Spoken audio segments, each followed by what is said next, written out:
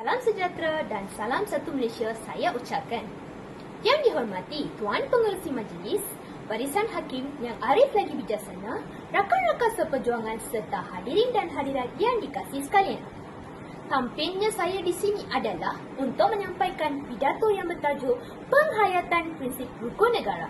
Hadirin yang dihormati sekalian, hubungan harmoni dan kerjasama antara pelbagai kaum adalah kunci utama bagi sesebuah negara untuk memajukan dan menstabilkan sesebuah negara ke pesada dunia.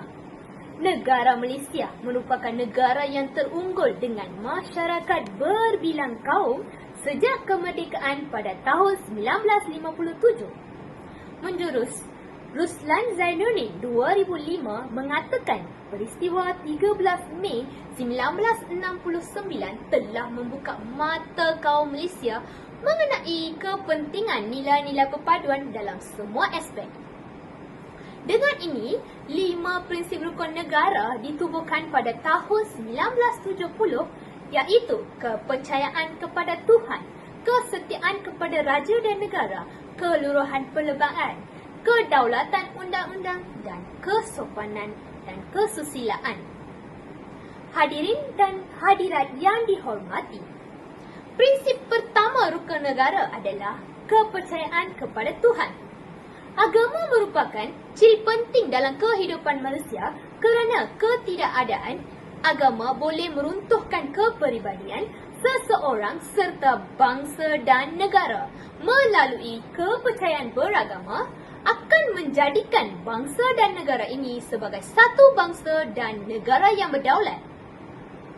Kaum-kaum di Malaysia menganut pelbagai agama seperti Islam, Buddhism, Hinduism, Kristian dan sebagainya. Walaupun apa agama yang dianggap, percaya dan kewujudan Tuhan merupakan rukun negara sebagai anak Malaysia. Seterusnya, kesetiaan kepada raja dan negara merupakan prinsip kedua yang tersenarai dalam rukun negara Malaysia. Prinsip ini diberi penekanan kepada rakyat untuk taat kepada raja yang menjaga keamanan dan kemakmuran rakyat.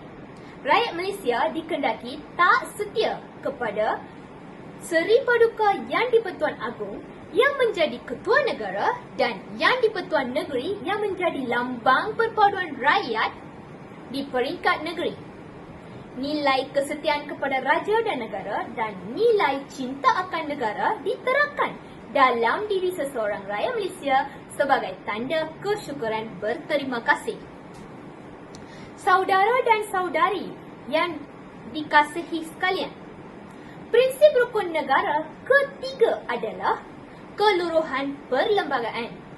Kewujudan Perlembagaan Persekutuan Malaysia pada tahun 1957 menjadi elemen penting yang mengikat hubungan sosial masyarakat berbilang kaum.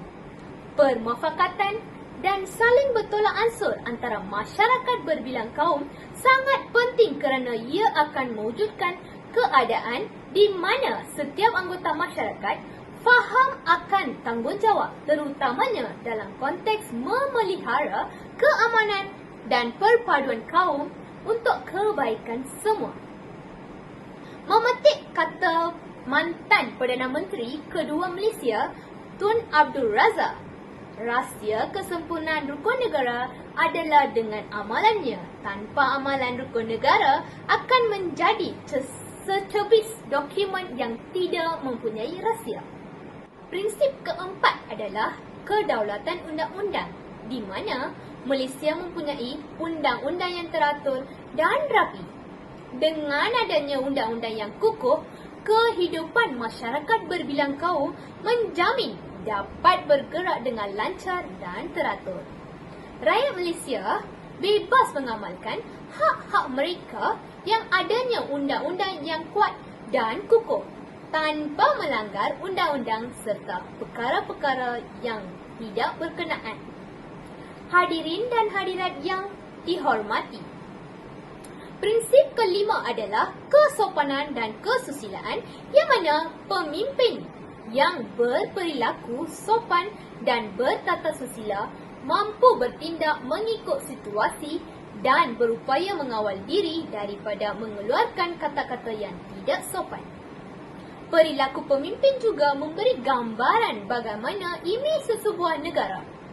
Masyarakat luar akan melihat pemimpin sebagai wakil rakyat dan memandang tinggi pemimpin negara dalam menunjukkan nama baik negara di pesada dunia.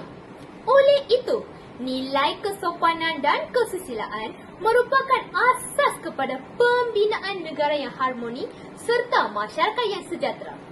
Nilai ini perlu dipupuk dan diamalkan bagi menjadikan Malaysia sebagai negara maju mengikut acuan nilai dan budaya setempat. Saudara dan saudari sekalian, Cogan kata pemuda harapan bangsa, pemudi tiang negara sering menitik di bibir segelintir lapisan masyarakat pada masa era permodenan ini. Cogan kata ini menjelaskan bahawa peranan golongan pemuda dan pemudi yang menjadi penggerak utama dalam memacu negara ke arah kemajuan.